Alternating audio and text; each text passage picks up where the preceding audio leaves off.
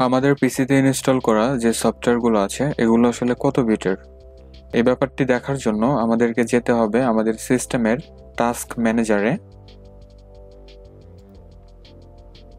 Task ম্যানেজারে আসার পরে আমরা চলে যাব উপরের ট্যাবগুলো থেকে ডিটেলস এই ট্যাবে। এরপরে এখানে বিভিন্ন রকম কলাম আমরা দেখতে পাচ্ছি।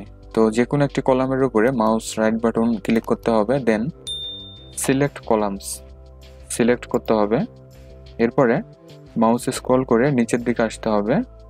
তাহলে প্ল্যাটফর্ম নামের একটি কলাম কিন্তু আমরা দেখতে পাচ্ছি। জাস্ট এই চেকবক্সটিকে চেক করতে হবে, দেন ওকে করতে হবে। তাহলে লক্ষ্য করুন প্ল্যাটফর্ম নামের নতুন একটি কলাম কিন্তু অ্যাড হয়ে গিয়েছে।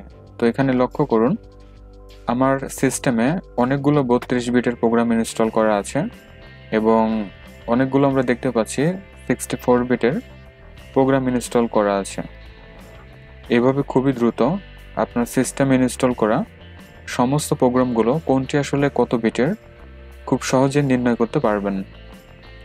এবং এখানে শুধু এই একটি মাত্র কলাম না, আমরা চাইলে আরও অনেক অনেক ধরনের কলাম আছে বা অনেক ইনফরমেশনই কিন্তু আমরা এখান থেকে জানতে পারবো। আবার যদি আপনি এই কলামটি না রাখতে চান সেক্ষেত্রে এখানে মাউস রাইট বাটন ক্লিক করতে হবে, দেন হাইড কলাম।